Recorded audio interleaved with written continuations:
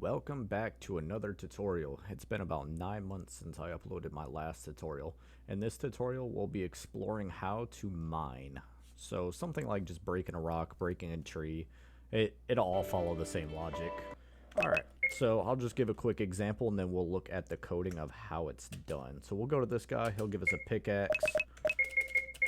We equip the pickaxe, you go to the rock, you hit it until it breaks, you broke the rock and it gave you 2 stone. You now have 2 stone. Most recent stone acquired was 2. So right here, it's telling us that we broke this. It gives a random, I think I set it 1 to 3. You broke it, it gives you 2 stone, and then the most recent acquired was 2 stone. You don't have to show this to players, but it's a good way to debug just to make sure everything's working correctly. So after that, we put in a wait command, so the rock will wait to actually respawn. We can go way more in depth with this and make a time system that ties to this, but we'll go the easy route for now. If we walk over to this NPC will basically tell us the same thing. You have 2 stone. The last mining you did yielded you 2 stone. That's not supposed to have the brackets, but it does. And then you can see that this reappeared. We'll remine it. It gave us 1 stone this time. We now have 3 stone because we got 2 stones the last time. So most recent stone acquired was 1. Let's see if he says the same thing. Okay, so that's probably just a error on my part. Let's have a look at, oh yeah, I forgot the V. Whoops. So I was calling the number 2 rather than variable number 2. So that's literally his fix. I mean, so that'll work for him now. Alright, now on to the coding aspect of this, or the inventing, whatever you want to call it. So we made one NPC. This NPC just gives us the pickaxe. We'll just call him shopkeeper. So all we did here was change weapons. I renamed this to pickaxe and then just gave it to the player. Added pickaxe awarded. I don't need to make any changes to that event. You can just make a pickaxe. You can make different levels, so this could be, I don't know, stone pickaxe, and you can make these do different damage within the event itself, but we'll just apply that for now. And then we'll look at the stone itself. So this is the stone and all the logic that you're going to need to break it and reward the player. So you'll start off with a conditional branch checking if self switch A is off. So you'll simply go to condition branch, self switch A, and then turn to off, and then check the create else branch, and that will give you this. So we'll add a comment setting HP of rock. Whoops. So that sets the base HP of the rock, and then once you do that, you want to turn the self switch A on so this won't activate again. The rock, we made a variable, kind of skipped ahead a little bit. We made a simple variable. We just put stone output, rock HP, and player stone. That's the only 3 that we'll need for this example. And then I had rock HP set because you want to set its health to a random number. I chose between 3 and 5. That feels like a good number, or health, I guess, for early on. And then you turn the self switch A on so it doesn't keep setting its health and making it invulnerable, essentially. And then I added a comment, has the weapon equipped. This just lets me know that actor 1 has the weapon equipped. So for this, you'll want to go to the conditional branch, go to the second page, actor, whatever actor you actually want, and then weapon, and then the weapon that you want to check, and check else branch. We can do a little bit with this. I didn't do it in my example, but we can add to it. And then once you have that set up, it should look like if read, that's the normal actor name, has the pickaxe equipped, and then I added the comment is trying to hit the rock. So this says if the button okay, so enter, or you can use space and click, I believe. So if enter is being pressed down, so for that you'll go again to conditional branch, you'll go to page 4, button okay is being pressed. You can make an else condition, but I don't think you actually need it for this. So after that, it'll say if button OK is being pressed down. I added another comment saying rock has HP. So all this says, if our variable rock HP that we set earlier is more than 0, so above 0 it has HP, then do this. If the rock has less than or no HP, so this checks if the rock, again, has 0 HP or less.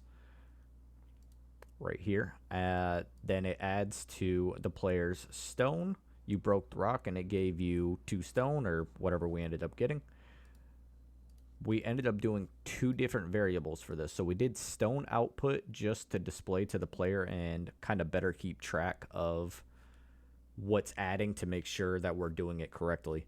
So you'll do stone output equal to whatever you want to reward the player. I just did random, so it'll look like this: stone, set, random, and then whatever you want to reward the player. 1 to 3, 1 to 50, whatever you decide. After that, I just included a text. You broke the rock and it gave you variable check 2 stone. So that's the \v bracket 2 bracket is calling variable 2. So if this was 3, for instance, this would display the number 3 rather than what you see there. This is the developer aspect of it. And then the mining reward to the player. So this says variable 3, the player's stone is being added from stone output.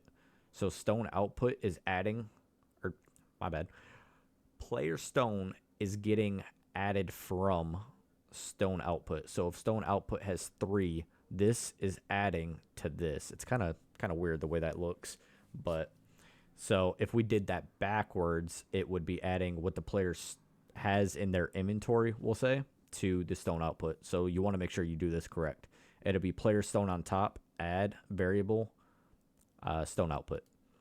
And then after that, you can make a simple text box if you want. You don't really have to. I just did this kind of for a debug purpose to make sure everything's running right. You now have variable 3 stone, so you're calling variable 3.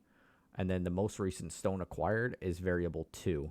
So again, variable 3 is the player's actual stone in their inventory that they have total. So that's the total. So if they have 99 and they mined 1, it'll display at 100.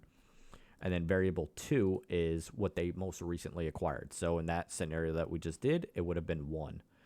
After that, I just added a rock break sound effect. You don't have to do that, but if you want to make it more in depth, then obviously you would do that.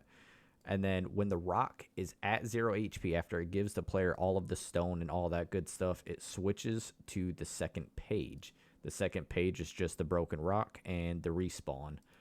But we will look at this. The conditions met, rock is hit, show the animation. So this is calling from if the OK button is pressed down. So the condition of being OK is pressed down. Show the animation, that's just so the player sees they're hitting the rock, I guess. I added a hit sound effect. The rock was actually hit, so we'll subtract 1 from its HP.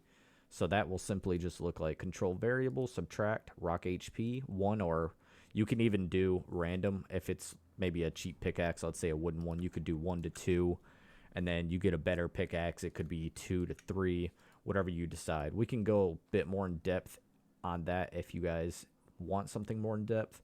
I really should have added this logic up here, but it looks like it worked either way, surprisingly. I didn't even realize that. All of this should have been if the rock has the HP, so it's actually checking it, but it worked, I guess. I'm kind of surprised. So for the second page, this is the respawn page. You'll want to check the condition on the left side. Self switch B is on, or self switch B is active, I guess. This forces the event to count 900 frames, then respawn the rock. So simply just wait. That is on the second page under timing. I did 900 frames just for this example. Then reset initial HP variable. So you want to turn off self switch A, and that will turn this off so the HP is set again. Because if you don't do that, then this just resets back at 0 HP and the player won't be able to break it. Now, I didn't actually test if you don't turn this off, if they keep getting rewards. So I am kind of curious about that. But yeah, just make sure you turn this off so it resets the HP. And then time passed, respawn the rock. So after the HP is reset, you want to turn off this page so it goes back to this page. And that's essentially it. It's a really quick mining tutorial. I could go more in depth if you guys want something more in depth. Like we could make a time system and you can actually set the stone. Let's say you break it on day 1 and you want the stone to respawn on day 8 or 7, however long your, I guess, time system would be. Or maybe even hours later, days later, months later. you can actually do that without any additional coding. It would just be, you know, more variables, honestly. It's not too bad. But if you guys want to see that tutorial, let me know, and I'll make a more advanced one. I'll see you in the next one.